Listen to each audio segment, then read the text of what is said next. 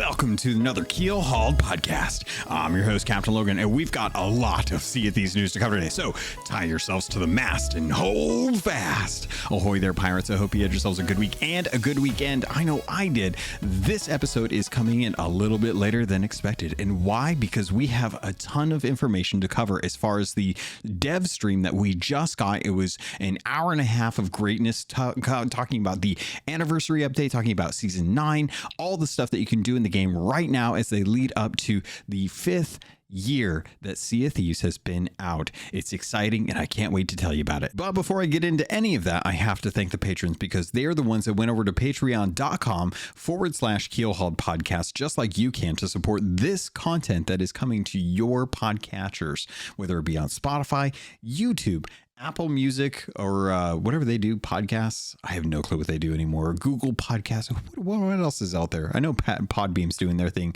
There's Anchor. There's a whole bunch. But these folks are getting it over on patreon.com, and they have their own RSS feed that has the ad-free version. And many of them, honestly, they just want to support because they appreciate the work that I put into this. To delay a podcast, even though I know it's going to really hurt those of you that really love having the podcast on Monday, to make sure that you're getting the most amount of content for this episode, because it is a big one and I'm excited to talk about it. But before I do that, I have to let you know who those patrons are. So thank you to People's Republic, L Cute, Balls, Bam Bam Bagel, Captain Hasco, Captain Hayes, Chateau Neuf, Super Pack, Zombie Killer, Cloud, Cosmic Johnson, Static Mirror, Davram TV, El Jefe Esteban, Fergatron, Godhammer 6, Cloudhammer, I don't know what I'm saying, Trickster, Jabaro 5, Carl Embo, Kazia the Rogue, Nightstar, Lumpy SRQ, Dub Goose, Evil Morpheus, Xbox Mike 29, Murphy Lives, Mutinous Max, Raja the Brave, Registella, Replicated Flame, Rust Belt Kid, Norwegian, Scamelt 666, Captain Dasm, That Kilted Guy, Tien Professor, Real Big Tuna, Big Bad Pad, Mina Fairy, The Lore Chronologist, Deadeye Dre, Hager Owl, Jeff H, Ghost Boy 20, Evil Martha, Peter Miller, Rooski Doo, Thor Von Blitz, Windsor Chris, and Zam. Wow. Thank you all so much for your support. It really does help. And I hope you all are having a fantastic time. Don't forget, the end of the month is when we're going to have the Gold Hoarder episode for March, to make sure if you are a part of that Patreon group, if you're part of that Gold Hoarder, you are invited to come onto the podcast for that episode to talk about whatever you guys want to talk about. Doesn't matter to me. All right. With that, let's get into it. First up on today's docket, we're going to be talking about the time-sensitive content. This is the content that if you're listening to this podcast episode on day one, you have to make sure that you are getting into Sea of Thieves on a regular basis. If you have been lax, make sure that you're going in there and getting this content, because if you aren't, you're going to really regret it. Now, first off, right now, for the next 10 days, starting on March 6th, they are running the Marauders Medley Rewards. This is 5 rewards that you can get across 5 different challenges, each challenge having 3 different goals. Each goal will be easy to hard and reward gold associated with the difficulty. You have to make sure that if you want all 5 pieces of the cosmetics, that you participate in each challenge that is going for 48 hours starting today, which means that if you are in the Sea of Thieves right now after this episode is aired, then all you have to do is hit a skeleton ship with a cannonball and you're set to go. That will get you the first reward, which is the 5th anniversary eye patch. It has a gold V on it. It is only available right now if you log in and hit a actually, I don't know if you could necessarily, you could probably actually get this for the next 10 days. But if you want to get all of the challenges, all of the rewards, you're going to have to make sure that you participate in every single one of them. So the Marauders Medley event is divided into 5 distinct challenges, each lasting 48 hours. These celebrate 5 years of Sea of Thieves history, each with their own goals to test your pirate skill set. The goals are split across easy, medium, and hard difficulties, with scaling rewards pounds of gold and renown for each one. Complete any goal to earn an anniversary themed reward for that challenge. This includes the new Fabulous 5 eye patch, the previous anniversary cosmetics that you may have missed, such as the Golden Sailor wheel and cannons, the Prosperous Captain's sails, and the X marks the spot Eye of Reach. Then tick off the remaining gold for extra golden or other goals for golden renown. So it starts off with the eye patch, then the wheel, then the sails, then the Eye of Reach, and then the cannon. Each of these, again, fairly easy. I already talked about the first one. The skeleton, the cursed sails resurfaced.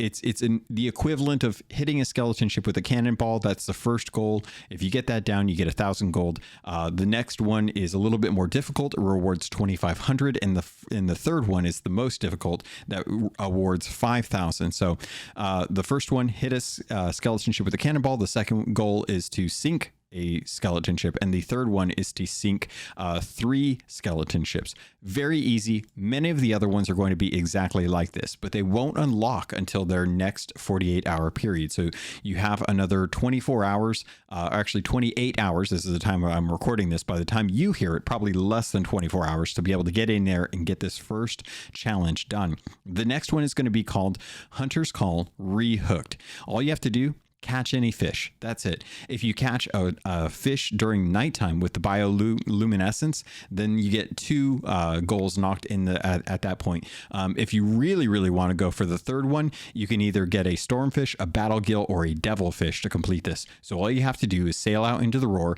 at night and catch one of the devilfish out there, and you'll be able to get all 3 challenges done in one go. Next, the third challenge is going to be Tall Tales Retold. This one is probably the most difficult out of all of them. You have the first goal, which is to reach a checkpoint in any tall tale to complete this goal. Not too tough. Reach the end of any tall tale to complete the second goal.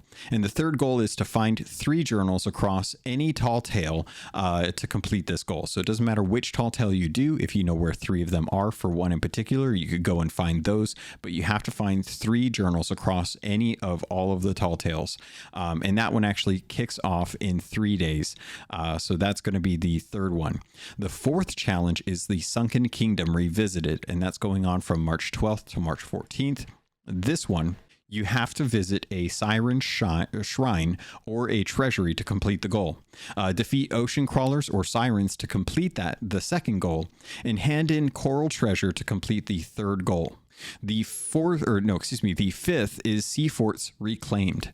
This one kicks off in a week. So the first goal, visit any sea fort to complete the first one, defeat the captain of the fortress to complete the second one, and open the treasury of any sea fort to complete the third one. Many of these are all things that you can do within 30 minutes. Given that you have 48 hours, I would very much recommend that you keep an eye on this. Again, this is only going to be for the next 10 days, and it's going to give you access to 5 of the rewards for past anniversary updates. So a lot of people have missed out on the Golden Sailor wheel and the Golden Sailor cannons. Those are something that came very early in the game's lifespan. So if you need those, this is a great opportunity. I really like this. I think that this is something that if they were ever going to reuse cosmetics, the word anniversary is probably the best time to revisit those past cosmetics. And the captain's the Prosperous Captain's sails are probably some of the most beautiful sails that we've got. They're designed after the captain's chest, which I still think is hands down one of the most attractive chests that are in the Sea of Thieves. It's really just a beautiful design for that. So that's just how the event for the anniversary update is going to be. Next up on the docket, let's talk about the next time-sensitive thing that you want to pay attention to. So already we're kicking it off with March 6th through the 16th for this Marauders Medley, right? After the Marauders Medley ends on the 16th of March, from March 17th through to the 22nd, you'll be able to find the Lustrous legend figurehead. Now, if you're not familiar with this is going to be something, all you have to do is log in between this time and you'll be able to get the Griffin figurehead. But instead of it being for the celebration of Rare's 35 years in the industry, it is the V that is going to celebrate the 5th anniversary of Sea of Thieves. That's just a login bonus. So make sure that you're keeping an eye out for that.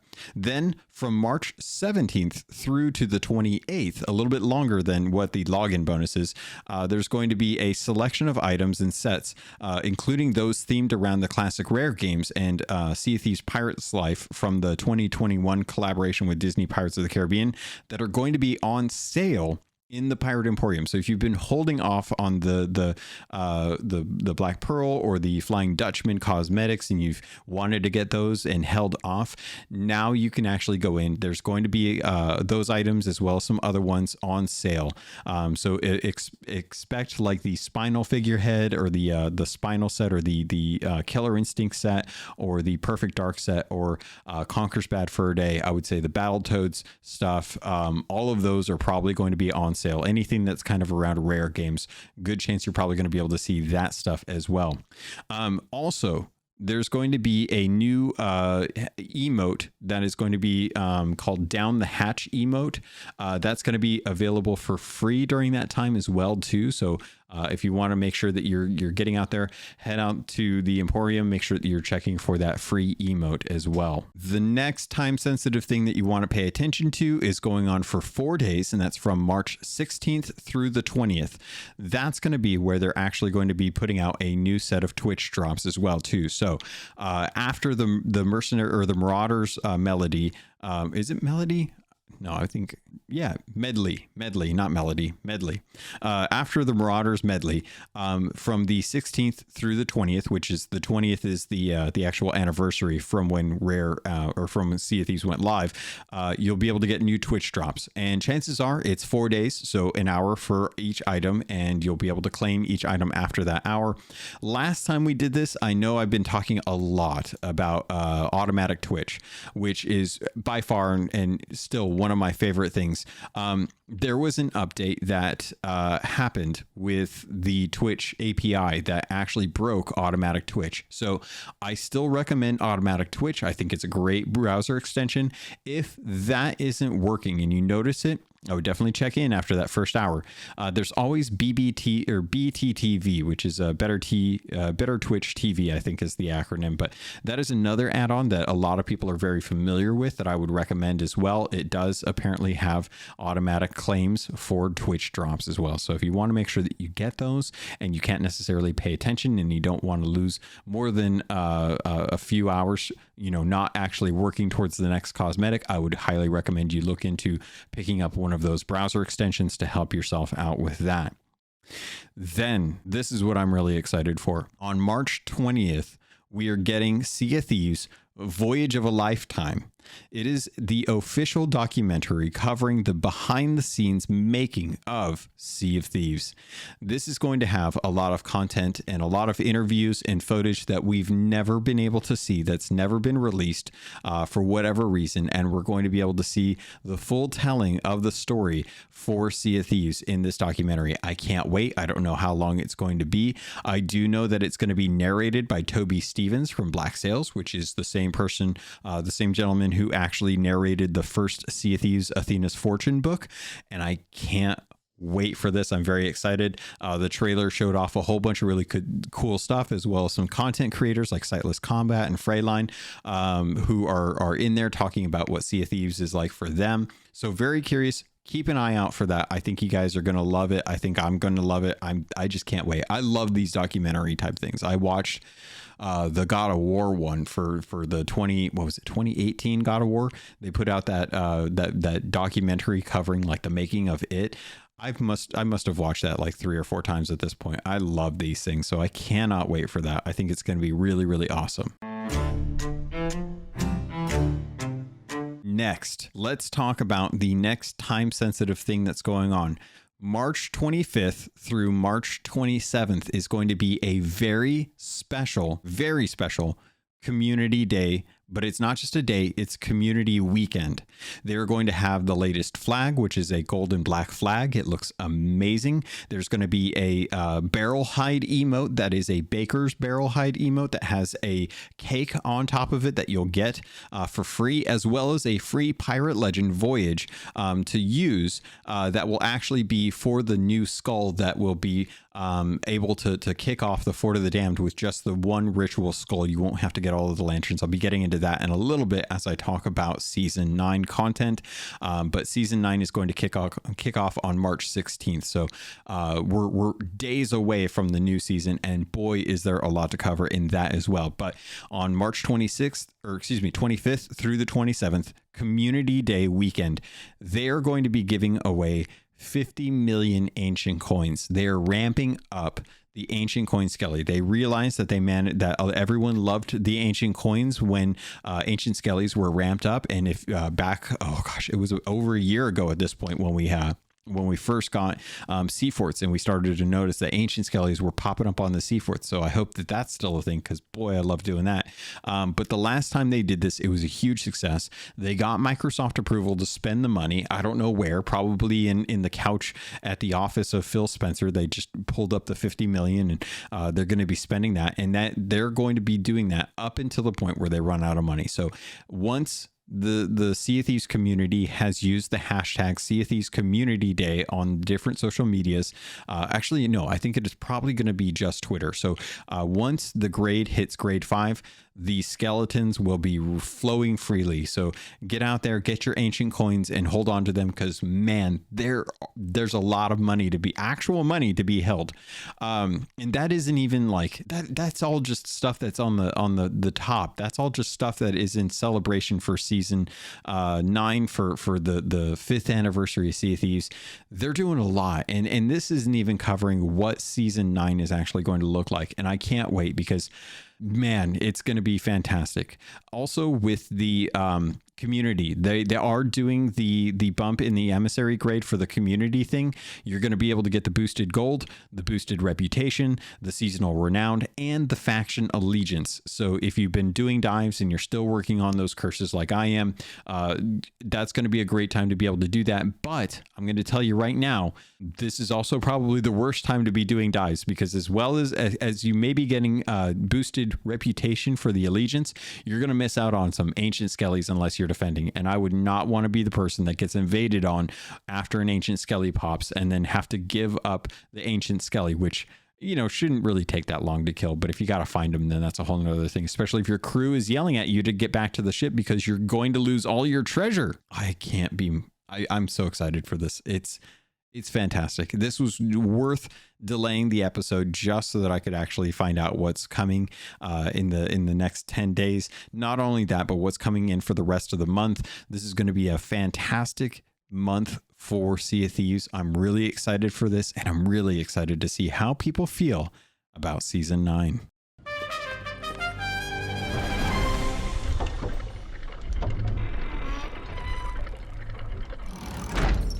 Oh man. All right. Season 9.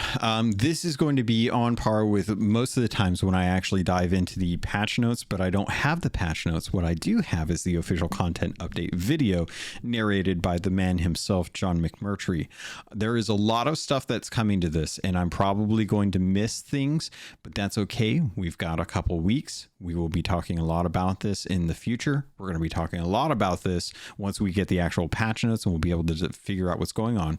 But I am dubbing this update, and while it is season 9, I am dubbing this update Shrouded Spoils 2.0. It'll probably be something cool like, Chest of Champions of Fortune or something like that, but I'm calling it Shrouded Spoils 2. And if you were around for Shrouded Spoils, you know exactly what I'm referencing.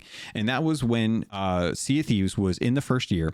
They tore apart the roadmap. They went back to the drawing board. They built out the Hungering Deep, Curse Sails, and Devil's Roar all in the first year, and got it launched all in the first year, mind you, with a slight delay in Devil's Roar. And I think they had some things that they had to mess around with the rowboats, but everything launched and went well. And they also kicked off the Shrouded Spoils, which took everything from the original first 3 updates, as well as the Build Rat adventures that they had been doing, and they just polished it. They just tweaked it a little bit, added stuff that was things that people were looking forward to. They wanted to have that content to revisit. They wanted to feel like they were able to take on the Hungering Deep, even though it had been less than a year. And this did that. It gave rewards. It built out the different meg systems and stuff like that.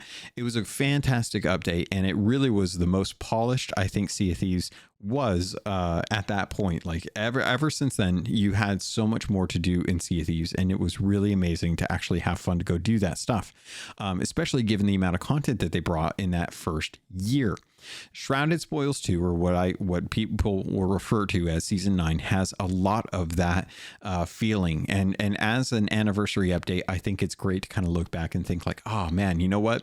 Shrouded Spoils was probably one of my favorite updates. And it was nice to hear on the stream today that Joe Neat actually agrees, because it really did bring a whole lot of life to Sea of Thieves. And I think this is may or may not actually do something like that, but it's going to do a lot for us as we kind of look to see if we can have some of the polish to some of the new features that have been brought to Sea of Thieves. And they're doing it. I'm so glad, because it really is nice to see them thinking about how things were introduced, how people utilize those things, and if there's ways to improve that experience instead of just letting it go, letting it stagnate, whatever they want for that kind of stuff. So I'm very excited to see how this all lands. I think it's going to be a fantastic thing. There's some amazing callbacks to some content that was either removed or never mentioned that I didn't think we'd ever actually get.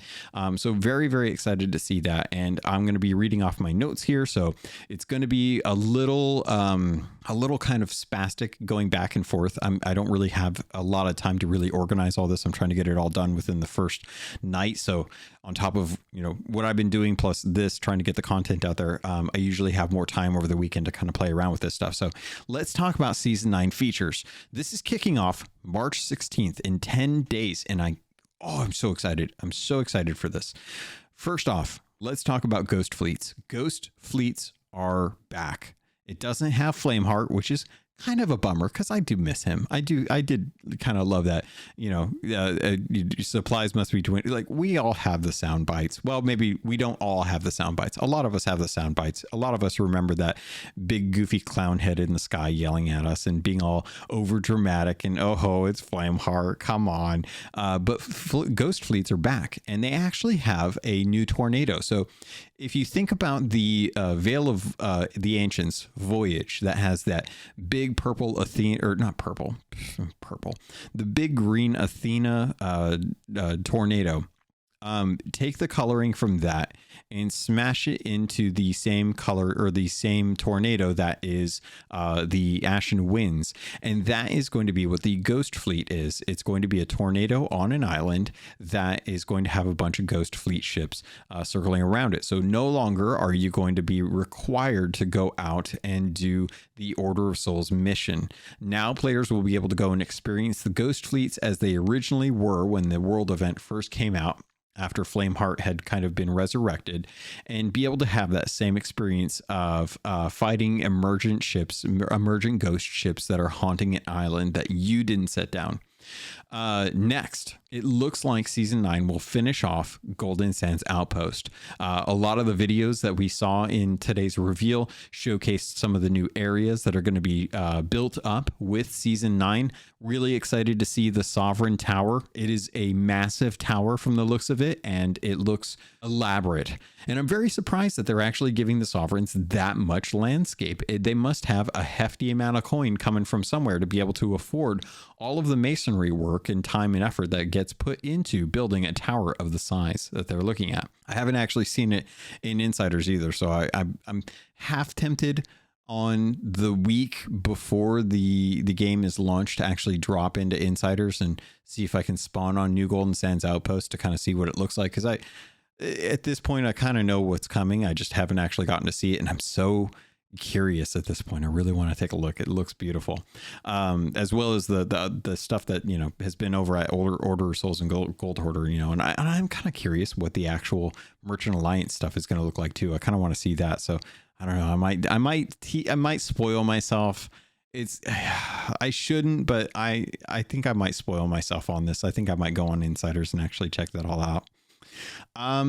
What else? Let's see. Next up, changes have come to the Fort of Fortune. Yes. So the Fort of Fortune is now being changed. And actually, before I get into that, let's talk about the fact that world events are changing as well too. This is kind of a huge deal. If you've been playing Sea of Thieves, you're aware how difficult world events can be as someone that's solo. I remember when Ashen Winds came out, I was very disgruntled at just how difficult they were and how contested they were. I tried to solo them back in the day and never really had an easy time with it. It was always really, really difficult because it was always tuned for a brig, if not more, like a galleon or at least a duo sloop. And it never felt like I could ever do anything solo. So I always avoided those. And then eventually they nerfed them and they were a lot easier to do, took less time, and they were a lot easier to kind of knock out. And at this point, all I need left is 4 more skeleton ships burned by an Ashen Wind Skull to be able to check off that last box in that build rat adventure. But they are going by crew size for all of the world events. So the Kraken and the Megalodon are already like this, but they're going to go and actually tweak the Forts of Fortune. They're going to go back and tweak the regular forts. I believe that the Fort of the Damned is getting this retro or this refitting or this rebalancing. But I know that they still intend for it to be more difficult than just a standard fort. So I'm not 100% clear about that. I'd probably have to go back and rewatch the stream, which unfortunately I just don't have the time to do today. So I think that all of them are getting redone. So Ashen Winds is going to scale. The Ghost Fleet is going to scale. The forts are going to scale. All of that is now going to scale the same way that the Kraken and the Megalodon do. One of the other things that we found out about this as well too is that things like things from the Shrouded Spoils, now that I think about it, the Fog, the Kraken, the Megalodon, all of those have been pushed out away from the main areas of Sea of Thieves due to how they have kind of areas in Sea of Thieves that are kind of no spawn zones. And a lot of that is just due to the nature of them adding more content into the game and adding areas that need to be safe from like a Kraken spawning on them. Much like the way they tweaked the battle areas, that they can have more areas where you can get spawned on for defending in a battle of the Sea of Thieves for the Hourglass fights. They've gone in and tweaked a lot of the areas so that it's more, there's more area for events to trigger in. So whether it be the Fog or a skeleton ship or a Kraken or a Megalodon, all of those will now have more spawn areas so that you can actually kind of experience that content without it being relegated to the outer edges of the map or over in the Devil's Roar. I know for certain there is like a for sure spot north of Morrow's Peak Outpost that is a trigger spot, and it's because every time I sail north from that outpost, I usually get hit with a Megalodon or skeleton ships. I don't know why I was thinking curse ship for some reason. That didn't make sense in my head. But a skeleton ship or a Kraken. And I usually find the Fog out in the Devil's Roar as well too, which is very spooky. I love it. It's amazing atmosphere, but I do miss the days when the Fog used to roll in and you'd be on top of Plunder Outpost, or not Plunder Outpost, Plunder Valley, and you'd be able to see everything except for where the top of the fog layer was. And it was just like this big shroud that was encompassing the island, and it would kind of pass by. It was always so beautiful. I still have some of the photos over at Marauder's Arch as well too, when the fog would roll in and you'd see everything on the distant horizon, but everything in the immediate vicinity was completely covered in fog and shrouded. It was beautiful. Still love those photos. So yeah, if they ever do a what do they call it? A Sea of Thieves shot, and they ever have the theme fog, I've got a lot of stock footage from those times. So yeah, really love that. And this kind of goes back to the podcast that they just recently released, where Mike had specifically mentioned that they were looking to to validate solo play, that they wanted solo players to feel like their way of playing was not just hard mode. And that's always kind of been the mentality, you know. And anytime I've ever told anyone about Sea of Thieves, they've always asked, well, is there a single player thing to do? And I'm like, no, there's no single player. You can play solo, but there's not like a single player campaign that you can play through. Anytime you go out solo, understand you are engaging in the hardest way to play Sea of Thieves. And if you don't have someone to play with, find a streamer, get in a community, find a content creator, see if they have people that are willing to help out, and jump into Sea of Thieves and make some friends. That's the best way to engage with Sea of Thieves.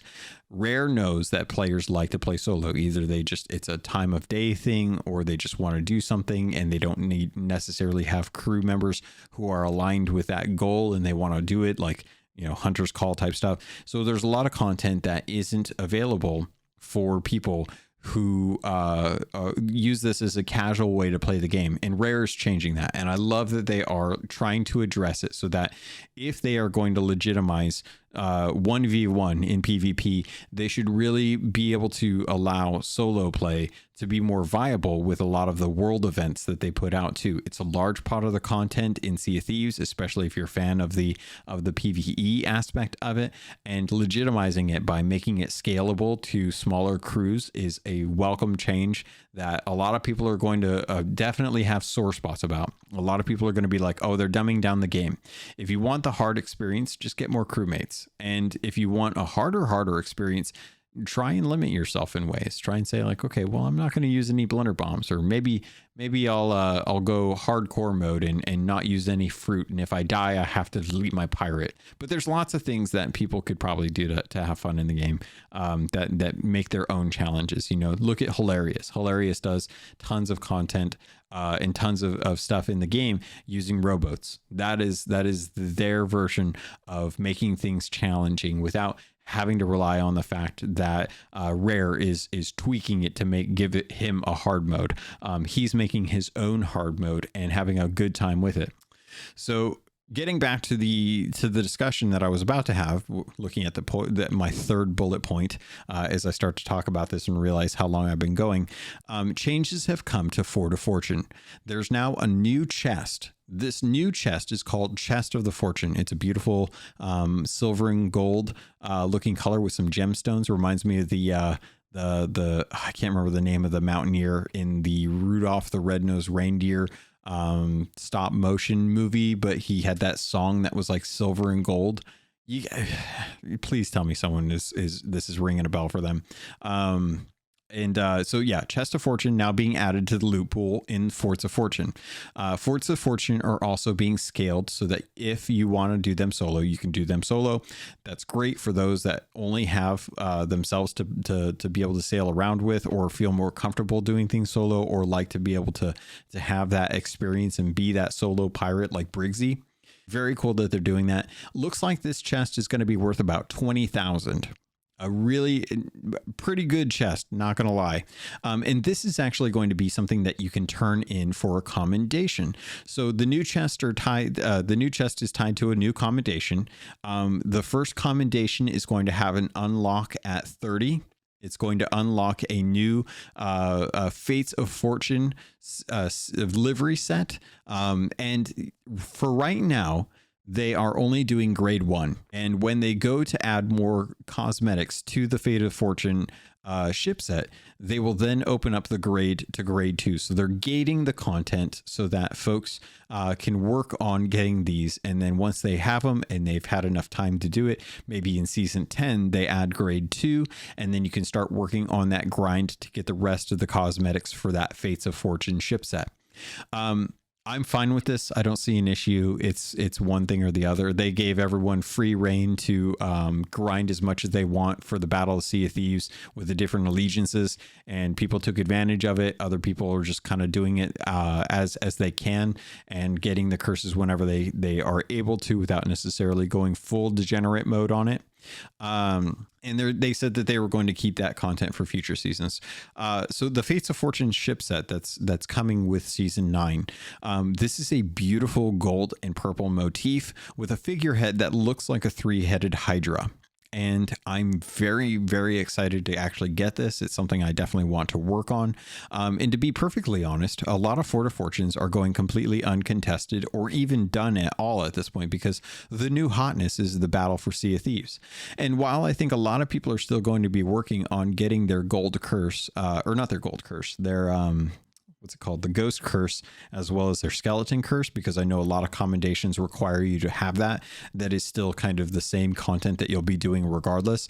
I do see that a lot of Forts of Fortune are going completely undone because PvP is the big right now. And I think this is going to draw people back to the Fort of Fortune because of this chest. It is one item that is getting added to the loot pool, and it will be the one item that goes to unlocking the content that you would like to have.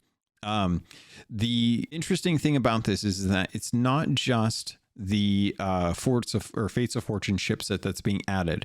They're also doing the weapons that are going to be for the Fates of Fortune, and the weapons are pretty good. I didn't get a really good eye on them. They look like they're going to be pretty cool. But for all intents and purposes, the Reaper's chest and the Reaper's bounty are changing. They're not changing value, but they are changing how they appear in the world. So they will still show up on shipwrecks. They're still going to have the beacon, but the difference now is if you played through Arena after their update, when they removed the multiple chests and just added the single chest to turn in, that one chest had a beacon, and that beacon stuck to the chest. Wherever you moved it, the beacon would be there. And that's what the new chests or the new Reaper's chest and Reaper's bounty are going to act like. Now, when you pick one up, it's no longer going to remove the beacon that was indicating where it was in the world. Now that beacon will now follow the chest. So be more aware of what loot you're grabbing. If you're grabbing one of these Reaper chests, it's no longer going to be up to the player to look on the map for a Reaper's chest or a Reaper's bounty to be able to turn in going unnoticed. You'll now see a moving beacon around the world. You'll be able to tell where they are and go after those if you want. And the reason you might want to go after those is because the Reaper's chest is still rewarding doubloons. I believe it's 25. And the doubloons are going to start actually being a gold sink for the game. So Pirate Legends are now going to have access to 3 different voyages, and each of these voyages are going to be made available over at the shipwrights. The shipwrights are going to sell these captain voyages for Pirate Legends, and each of these voyages is going to have a specific goal in mind. One of them is going to give you a Order of Souls mission that will have you going out and killing skeletons to find a voyage to be able to dig up cursed treasure. So the Grog chest, the Crybaby chest, or the Rage chest. Those 3 are the ones that you'll be able to get for this. So if you've been trying to get some of these chests of sorrow or chests of grog, or chest of 1,000 grogs or Rage chests, turn in for the different commendations, and you're a Pirate Legend with a captain ship, you'll now be able to purchase this voyage for doubloons. Also, the other one of the other voyages is going to be an explosive loot voyage, and this is one that's going to allow you to dig up Athena kegs, or Athena mega kegs, I should specify, mega kegs and regular kegs. So if you're out there trying to get some of the Athena mega kegs for commendations, this is going to make it a lot easier, and it's going to be at the cost of doubloons. The last voyage that they're offering is the new type of voyage, and this one is called the Skull of Destiny for the Flames of Fate. And this is going to be something that will act like a ritual skull. You'll get a compass. The compass will be a Pirate Legend compass, and the compass will lead you to a specific location. You'll then be able to retrieve the Skull of Destiny. The Skull of Destiny will act as not only the ritual skull, but additionally the different flames that are required to be able to start up a Fort of the Damned. This is going to really trivialize the amount of effort it takes to get a ritual skull, which is actually a ritual skull is actually a doubloon-based voyage that you can purchase from Lorena. If not, you can always go and usually find one off of a skeleton ship. In fact, most skeleton ships will usually drop a ritual skull. But the Skull of Destiny is something that's only available for Pirate Legends. And it's going to be sold through the shipwright, through the captained voyages, and you'll be able to dig up this skull and use it at the Fort of the Damned. And they're going to have a much easier time kind of starting this up. Let me see. Covered all this. Let's see. New Pirate Legend voyages. Okay, so the new Pirate Legend voyages are going to vary based on cost. They start at 100 doubloons and they'll go all the way up to 500 doubloons, bearing in mind that there's going to be 3 different prices for each of the different voyages. The Skull of Destiny is one that's going to end up costing 100 doubloons. I'm trying to see if I can find out what the other ones were. If you want to buy 5 voyages for the Skull of Destiny, that's going to be 500 doubloons.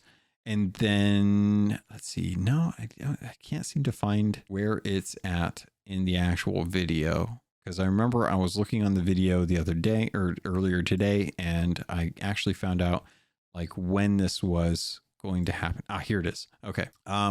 So the search for the cursed treasure. Actually, you know what? I should amend what I originally said. I said it starts out at 100. That's not true.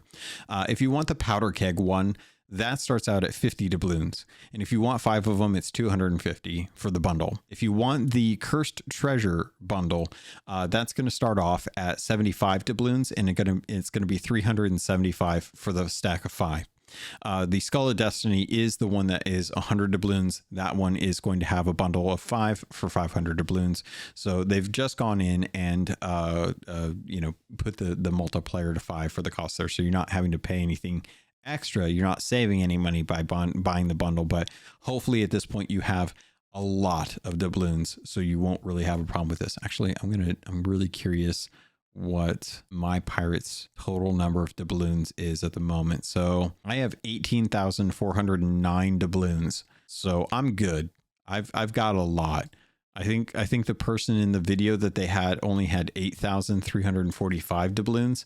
So yeah, I've gotten plenty, and I know I'm probably on the low end on this, right? Like I know I'm probably like bare minimum. That's the most people are probably going to have. Most people probably have like 30,000 doubloons. I'm sure that's the probably the average for folks, because no one has really had anything to spend them on. So really great to see this. I think it's fantastic. And on top of this too, they've actually gone in, and while I'm talking about the captain's voyages, I did notice in the video, they've actually done a little icon to indicate when the Athena voyage is actually out in the roar. There's a little roar icon next to the actual voyage like icon. So I'm actually really happy to see that. I hope that they've done other things to some of the other trade company captain voyages, because honestly, like there's not really a clear indication on what those do. So I'm hoping that they're getting a little clear about what it's actually going to have, because it's something like I want to have, and these are all kind of based on time as well too. Like there's going to be shorter ones and longer ones, and they're working on trying to make sure that that's a little clear when you go in to actually buy some of those voyages, which is a nice overhaul. I'm really glad that they're hopefully taking a look at that and making sure that this isn't just mistaken stuff that made it to the video. Ahoy there, pirates. This is the ad for this episode, and I did want to let you know, if you wanted to avoid these and just get a regular filler, you can head over to the Patreon. There's a special feed just for patrons that get the ad-free version. If you want to keep listening, though, I can't say I blame you, because this week I want to let you know about Loot Crate and getting 15% off of most crates and crate subscriptions when you use the link and code RobotsRadio in the show notes. Also, you can head over to audiobooks.com, get your first 3 audiobooks for free, and that can include any me 2 VIP books, or use the affiliate link for Green Man Gaming. If you're a PC gamer or you'd like to save money on games, it's one of the benefits of being a PC gamer. Head over to Green Man Gaming. You can get codes for Steam, Epic, any of the different stores that they have deals going on. They have deals going on all the time, and if you plan on buying there, please consider using our affiliate link. All of that goes straight to me through the network. Thank you all so much for everything that you do to support this podcast. It means the world to me, and I continue to try and improve the quality and the content for you. With that, pirates, let's get back to the show.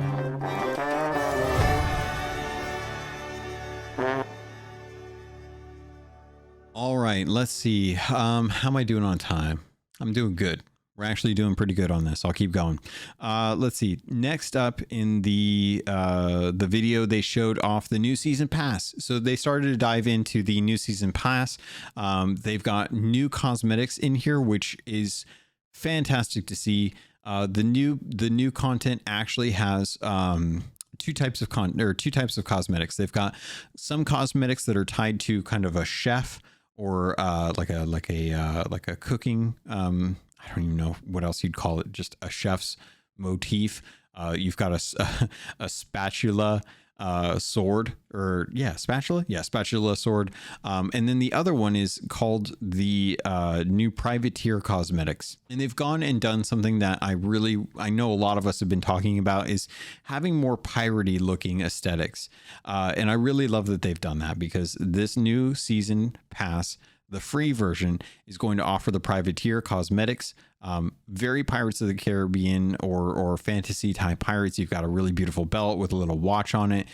You've got a jacket that has like a kerchief, a ruffled kerchief, and a bandolier belt around your chest. The pants are stripy pants. I'm so glad we're getting stripy pants. They've got a big awesome sash for the dress. I'm so glad that they're doing this. I'm so glad that they've started to add more piratey looking stuff. There's like an eye patch and a hat that has a bandana with a gold coin for the eye patch.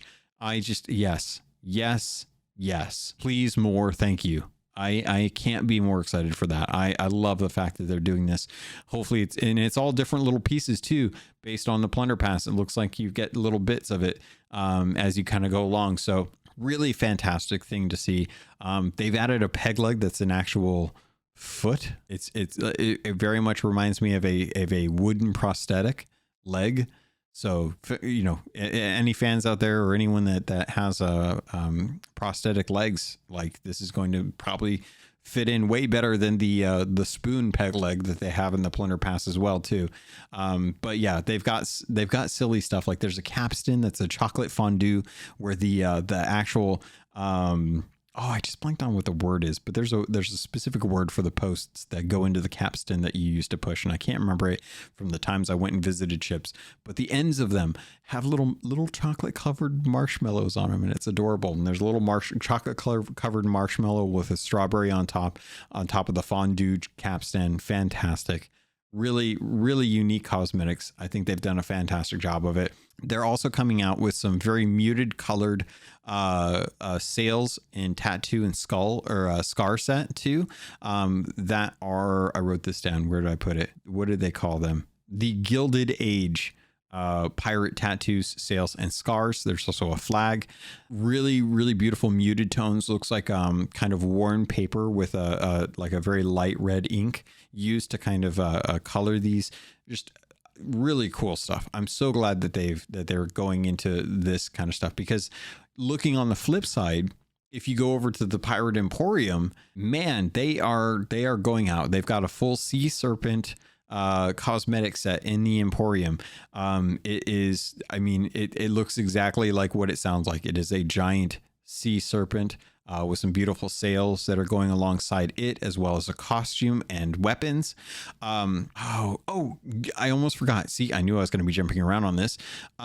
There was a jacket that was in the Daggertooth cosmetic shop for a long time on a figure, and then a long time ago it disappeared, and we never saw it again. We've seen images of it. We've had hints of what it could be, but we've never actually had it in game.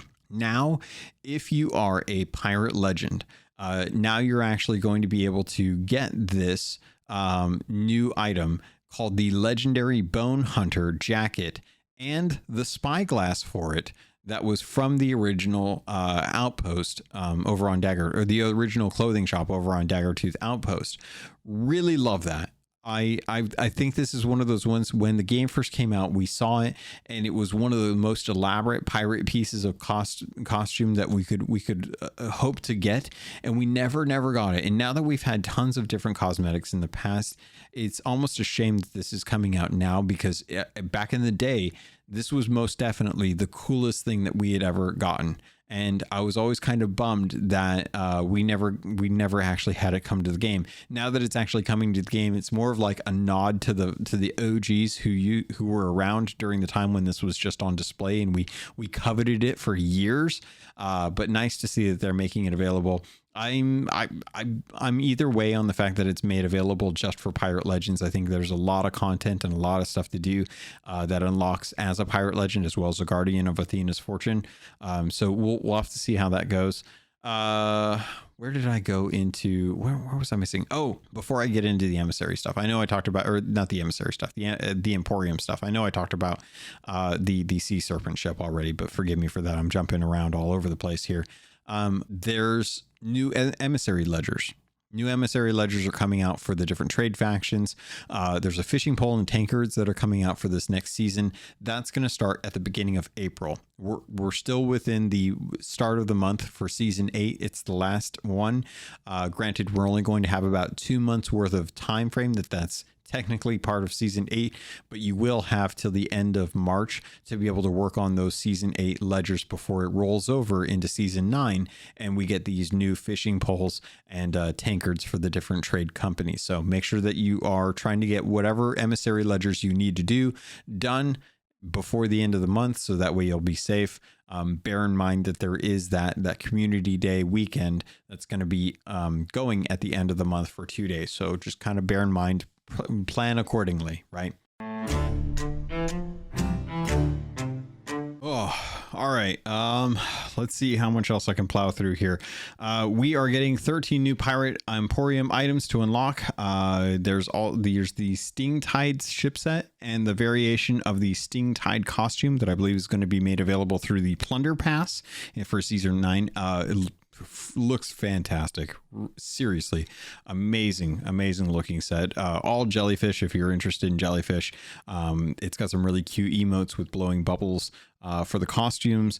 Gosh, it's when it all comes together, it just looks so good. And I gotta hand it to Rare for really just making these sets look so appealing and worthy of the Pirate Emporium moniker, right? Let's see what else.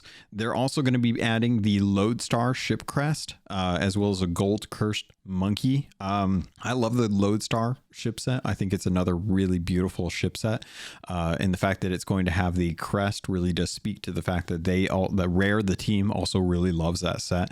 I still would love to have more ship crests brought into the game.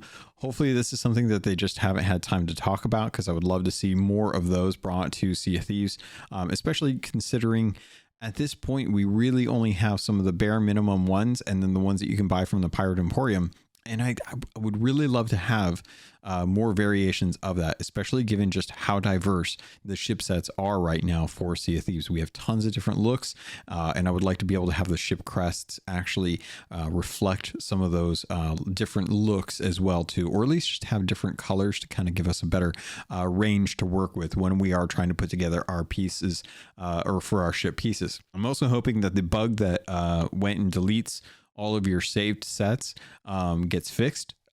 This is the second time I think I've had just on lunch breaks cosmetic set completely erased.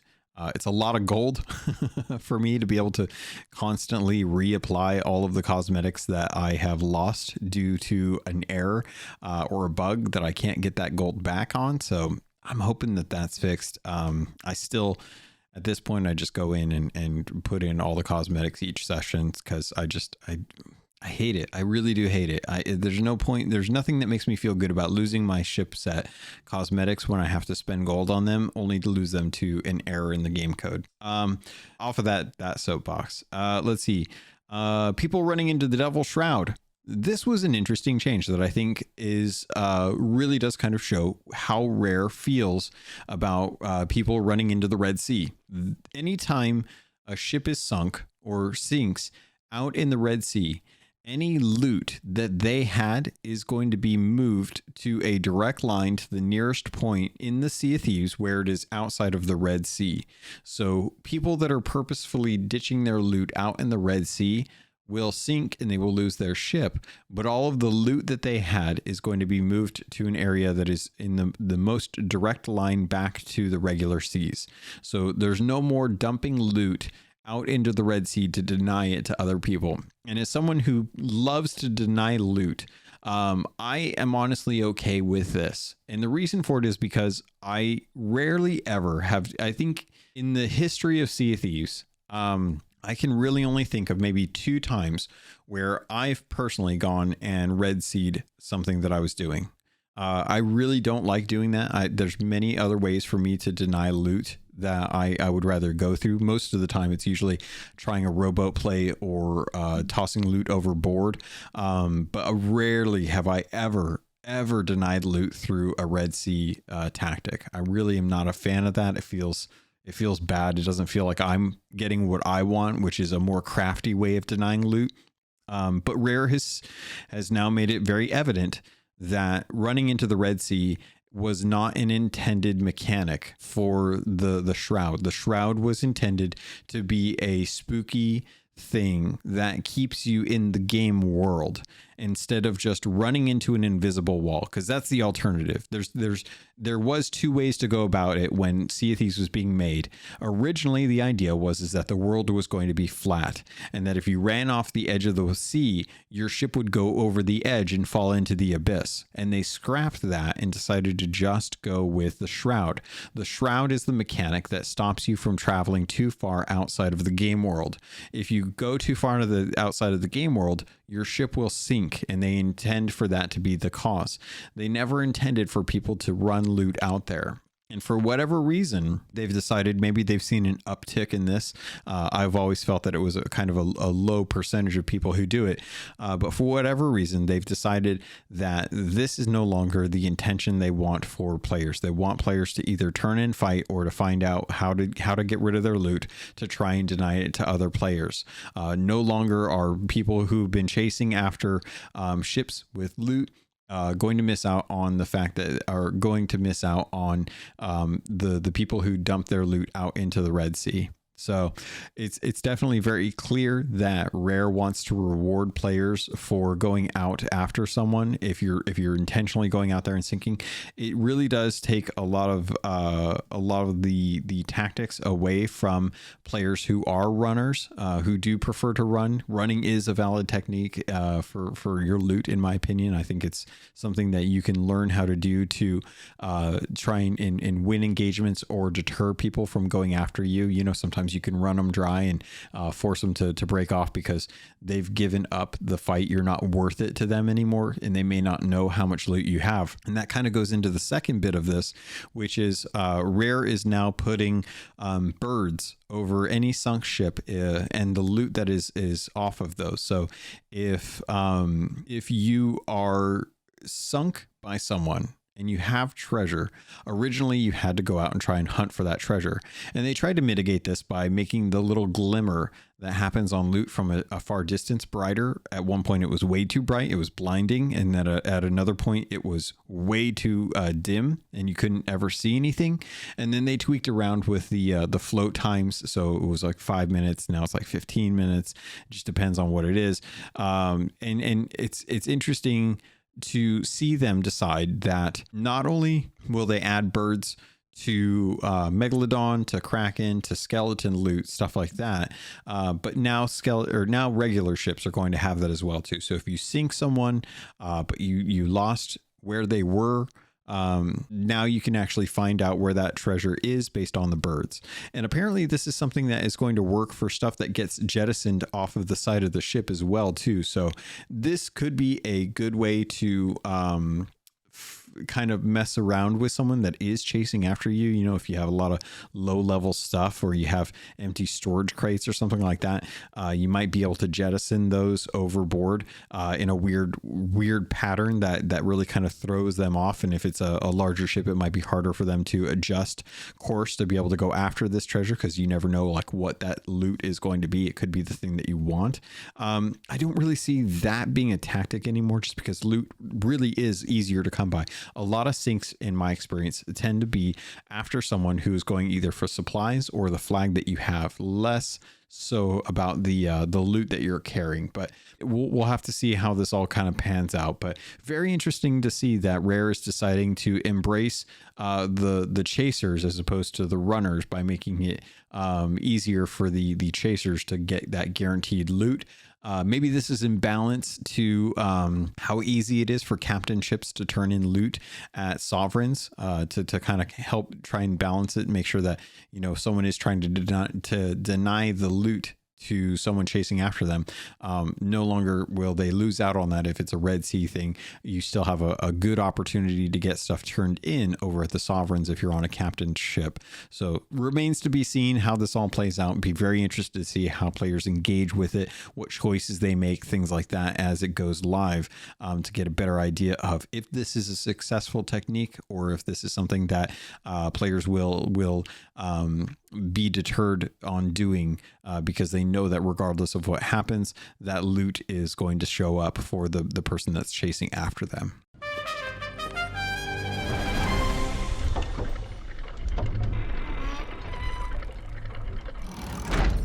Let's see here. Some of the other stuff that is going to be quality of life fixes. Auto harpoons, which I think is a fantastic change. This is something that is going to act the way harpooning a person would act. So if you harpoon a person, you don't have to pull them off of the harpoon. As weird as that sounds now that I think about it, they just show up behind you, right? It's how a lot of people will try to harpoon someone and then blunder them when they arrive on their ship. Now, if you harpoon loot, it will automatically drop behind you in a semicircle, which is going to make harpooning a lot easier, a lot quicker, which should help solo players really try to make sure that if they are trying to get loot quickly after a sink, this will help alleviate some of that stress that comes after trying to get like, say you do a skeleton fleet, there's a ton of loot and you don't have a whole lot of time between the waves. Well, not only are they increasing the time between waves, but they're also giving you an auto loot function with the harpoons, so that way you can ensure that you're going to be able to actually get that loot up faster without having to disengage from the harpoon, pick off the piece of treasure, put it on the deck, re-engage with the harpoon the next item. It's all done automatically. I think that's fantastic. One of the other things that's coming to pertains to the Hunter's Call.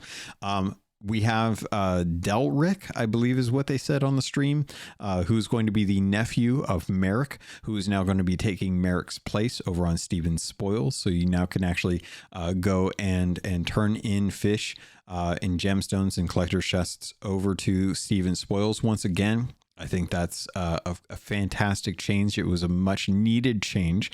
I think a lot of people were always kind of bummed when they, at the end of your session, decided that they wanted to go turn in all the loot, and the closest one they had was Steven's Spoils, and they decided that, you know, it was too far to go to the next one, which I think would be the one out in the Roar or the Finest Trading Post. That to be able to turn all that stuff in. So great to see that. This is also the youngest looking character that I've seen in Sea of Thieves. So often and not that we have pirates and stuff, NPCs, they all look like they're well into their 30s and 40s, and, you know, even up from that, depending on who you're talking to. Looking at you, Suds, well into his 90s. And I think that this is probably going to be the youngest character in Sea of Thieves. We don't have any kids in Sea of Thieves, which makes sense. It's a pirate game. It's in the middle of the Sea of Thieves. It's not exactly a place for kids, especially given that the game is T-rated. So, you know, teens need only apply. So squeakers are playing playing at their own risk. But I don't even remember where I was going with this. Oh, Merrick's kid or Merrick's nephew. So place to turn in there. Some changes to Hunter's Call, very interesting changes. There's now a shortcut to the bait radial on your items list. So instead of having to pull out your fishing pole and then go to bait, there's now just a prompt for you to get straight to the bait selection, so that you can select that. Especially nice if you are one of those people that use bait to either get vomit for your bucket for fights, or if you use it to top off, or if you just need to hand it to someone. Great way to get that shortcut. Additionally, there's going to be a fruit radial now. So if you have fruit in your hand, you can now open up a radial to be able to choose the best fruit. So console players are going to actually really appreciate this, because with keyboard and mouse, if you hit, what is it? Oh, my muscle memory is going to fail me here. It's either 3 or 4. It feels weird to not remember. I know what it is by muscle memory. I can't remember what it is if I actually had to point on a graph and say which one was which. But mouse and keyboard players, they get the benefit of being able to hit the button multiple times to cycle through the different pieces of fruit. We do the same thing with our instruments. We can hit the I button on our keyboard and it'll cycle through the different instruments. You can't really do that with a controller. The best you can do is go into your options and then look into your inventory and then select the item that you want there. Or just have, just eat through the bananas to get to the pineapple. Those are your options on controller. So having a radial for fruit is a fantastic change. It is something that I think a lot of us knew we wanted, but didn't think would be something Rare would actually go after. And I'm glad that they did that. And I wonder if this had something to do with feedback that they've received from the battles of Sea of Thieves, the Hourglass battles, and having people having different types of fruit that they want to use, but not having quick access to it. Feels like one of those that was prompted based off of some of the stuff that's recently come with Season 8. Next up, the bait boxes are now a thing. So we now have new bait boxes or new bait crates that are going to be sold. You can either find these out in the world, or you can purchase them from the Merchant Alliance, the way you buy rest of the other supply crates, or you can buy them from Hunter's Call representatives over on Sea Posts. This is going to be made available to everyone. I believe it's 5,000 gold, and it affords you the opportunity to get kicked off with your fishing journey.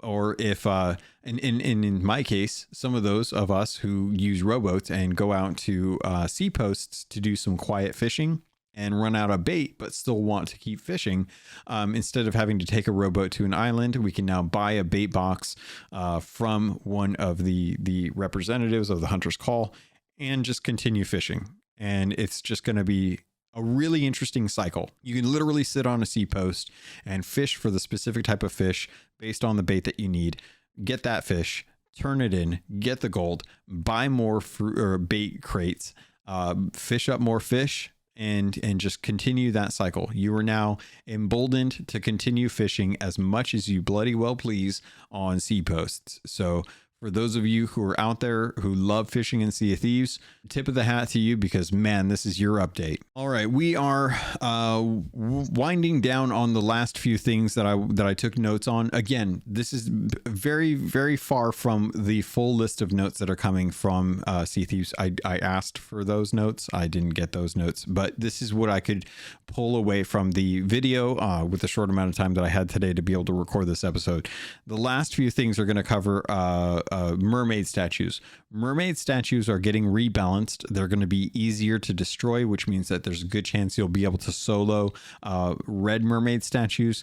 And now they have a potential to drop more than one gem, which really doesn't make sense from a lore perspective. I was always under the impression that one mermaid statue was one soul, and that destroying the mermaid statue would free that one soul, even though I guess it was still stuck in the gem because that pirate ain't coming back.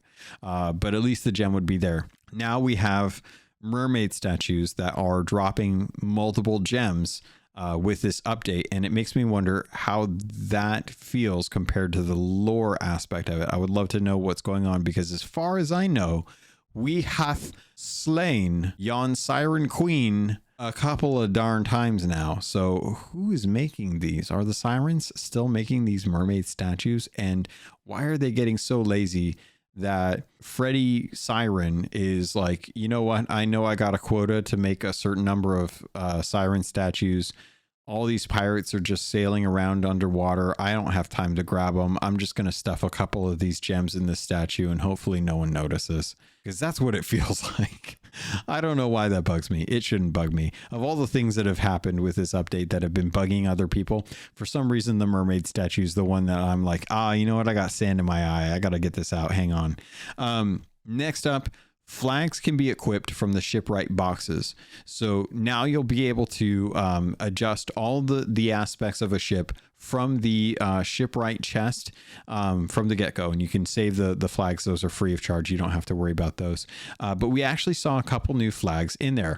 One of them is one that's from the olden days of the beta, Yon Beta days, as I like to call them, back when I was a young lad who knew nothing of Sea of Thieves and was slicing skeletons with the dullest of blades. They had pre-made ship cosmetics, full sets that had all the liveries except for the cannon, capstan, and wheel, because those came later in the game before we had harpoons. But they had flags, and the pennants on the flags the flagpoles were always very beautiful, and we never got those pennants. And now we're actually getting these kind of two-tailed pennant flags, or at least one of them that's called the Adventurer flag. There's also one in this the video that we saw too. It's a weird one. It is a square flag that is cut at a 45-degree angle in half, and there's two tones of brown to it. And I don't know what this flag is connected to. It might be connected to one of the sets that's coming in with season 9. But I thought it very interesting that of all the flags we've ever gotten, most of them have all had an emblem on them, some sort of icon to kind of indicate where it's from, you know, whether it be the Spartan one with the Spartan helm or the rat on the Bilge Red Adventure flag. They've always had one, and we've only had a small subsect of solid colored flags that are two-tone that are generally kind of the standard flags that you would use out in sailing. A lot of those are to indicate the state of a ship. You know, if it's a blue flag, it's this. If it's a red flag, it's this. If it's a yellow flag, it's this. And they all have different codes and meanings, and there's different color combinations and different shape combinations. And this one looks very kin to those early day flags, except that it's brown. So I'm very curious to know kind of if there's any significance to it, if that's just something that they're throwing into the game to add another flag to your catalog of different flags. But it's very nice to see that at the very least, the pennant flags are making their way from the beta and the alphas into the actual game outside of the ship sets that those were tied to when we originally started playing through the beta. Back in the days when we could equip all 4 weapons at once and could swap. We had 15 bullets and a sword to our name, and man, did we use it. And the funny thing is we didn't even have Order of Souls to work on back then. It was literally just gold hoarder stuff, and it was the skellies that spawned from those. So we really didn't have a whole lot. You know, we had sharks, and that was it. We didn't have anything to really, you know, concern us. There weren't phantoms or ocean crawlers trying to kill us that we needed 15 bullets from. You know, we just had skeletons and we were happy with it. Weird tangent. It's anniversary update. Don't get on me about it. The last note that I had goes back all the way to the Captain's Voyages, and I can't remember if I actually talked about this when I was talking about the Captain's Voyages. So I'll just say it now. There's a wider range of Captain Voyages, and I think I did talk about this, how they're going to be trying to give you ones that vary in length as far as estimated time to complete, to help try and give players more autonomy with the amount of sailing that they want to do for a day. Because if we're being perfectly honest, Sea of Thieves is still one of those games that it tends to take a lot longer than you anticipated to do stuff. And a lot of that is just kind of sailing around. And completions are still a thing that a lot of people have to do for different trade companies. I still have to get a lot of completions done for Merchant Alliance. So I'm hoping that the expanded range of Captain's Voyages are going to help afford me the opportunity to do more of these Merchant Alliance voyages without having to go and hunt down a whole ton of chickens. We'll have to see. I know I still have 150 animals to deliver for my Pirate Legend stuff. So Looking forward to that, let me tell you. But I think that's it as far as the main notes that I took. There's still a ton more that I know is probably going to be coming that I don't know about yet, that I'm waiting for with the actual patch notes. But I'm very, very excited to see how this update hits.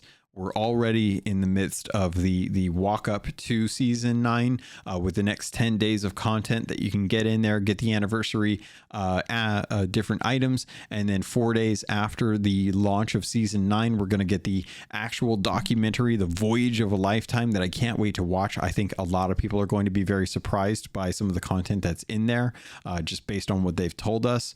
So really, really excited about that. Plus, we've got the extra special community weekend from the 25th to 27th to get the flag, as well as to get the 50 million ancient Skelly coins that are going to be up for grabs out there. So, this has been a heck of a day. I am beat. I am at the point I'm probably going to lose my voice here in a little bit if I don't stop soon. So let me get this done. We're going to call it here. And I will see you all in a week. All right, pirates, that's going to do it for this episode of the Keelhauled podcast. I hope you enjoyed episode 265. Feel free to let me know. I can't believe that I'm 265 episodes into this show. It's been 5 years in the making. I can't wait to hit 300. I think that'll be a fantastic one. That'll be way later into this year when I finally hit a 300th episode. But I'm hoping to have a lot of good interviews and interesting conversations for you over the next year as we kind of get into the rest of season 9 and then eventually 10 and see things where things go from there. Oh my gosh. If you guys want to get a hold of me, plenty of ways to do that over on Twitter while it's still working at CAPT_LOGUN. I would much rather you head over to the Discord server where a lot of the community members for the Keelhauled podcast are there, willing to sail with folks, willing to help folks out, and generally just have a good conversation about video games in general, whether you're playing on a PlayStation, a Nintendo Switch, or you're an hardcore Xbox player, or you're if that's that madman on Steam who buys every indie. There's someone in the Discord for everyone. So hopefully you all choose to spend some time over there. If you do, be sure to say hi, ask any questions that you want. Outside of that, you can always set up an email, send an email in over to captlogun@gmail.com. I got, it wasn't an email technically. This was actually a response to the tweet that I put out, because I put a delay.jpg out there for folks, and I actually got someone who responded. So I wanted to shout out Ghost Boy for writing in the question that they had, which was, will Krakens now be spawnable outside of the world events, making Krakens an encounter no matter where you are at on the seas? I would actually love that. I would love it if Krakens are detached from the world events and can happen at any point, even if there's a world event going. I would love for there to be a multiple world event system, so that multiple world events can be going on at the same time, so you have options as opposed to having to hop to different servers or just hope that one despawns and that the one you want shows up. So would love to see that. Ghost Boy, sorry that I almost missed out on this, but I wanted to make sure that if you do send in a what's it called, any kind of comments or things like that, I do read them. I do try to get them in here. If I forget, feel free to remind me. I have no problems letting you know that I just actually did forget and it wasn't malicious in intent. I will try to get your comments and stuff like that, especially if you're over on the Sea of Thieves YouTube channel. I know that there are 2 comments that I made on the 2 comments that were made over on the YouTube channel. I didn't have an opportunity with this episode to be able to bring them up. I do want to dive into these because I think the comments were really good, especially with the comments about the ice zone, as well as some of the thoughts that people had that got kind of shuffled in the mix. So I'm going to be able to get these done so that you guys, I want to make sure that I actually cover these when I have a little bit more time to record instead of on the night after the episode's already supposed to be out. So the two commenters in the YouTube channel, I will make sure that your content gets addressed next episode. I apologize that I didn't have time to be able to get a good conversation in about them. There was so much to cover in this week's episode, but I do appreciate that. And the same thing to anyone else too. If anyone else is out there and you want your questions or your comments read out on the podcast, you have thoughts, feel free to share them with me. I will always try to make it as much time as I can to be able to put those in on weeks where it's not just an absolute massive drop of content coming in. So look forward to those in the future. If you're writing comments, I will try to get them in. I don't know how many more times I can say that. I'm rambling at this point. Let's get out of here. You guys have a fantastic weekend. Make sure you're logging in to get your stuff done for the anniversary content if you need it. Otherwise, I will see you all on the Sea of Thieves.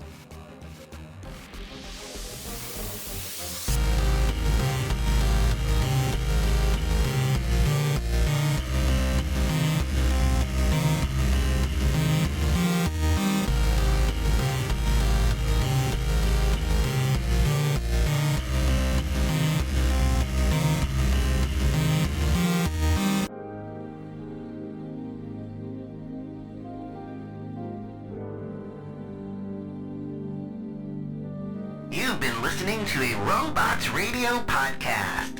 Smart shows for interesting people. Check out all the shows at robotsradio.net. Do you love the Witcher series and are interested in learning more about the world and the history and the monsters and the characters of the Witcher? Well, this is Robots from shows like the Fallout Lorecast and the Elder Scrolls Lorecast and the Mass Effect Lorecast. And me and my buddy Toasty are now doing the Witcher Lorecast. It's available on whatever podcatcher you're listening to this on right now. And we also recorded live on Monday nights on twitch.tv/robotsradio at 9 p.m. Eastern, 6 p.m. Pacific. So you're welcome to join us there. Again, it's the Witcher Lorecast, available everywhere. Go check it out right now. Hey Guardians, we are the Destiny Show Podcast, a weekly podcast about all things Destiny 2. We invite amazing guests from the Destiny community to share their stories and discuss the latest topics from the world of Destiny. Check us out on Apple, Google, Spotify, Stitcher, or live on Twitch every Thursday night at 7 p.m. Eastern, 4 p.m. Pacific. We will see you Starside.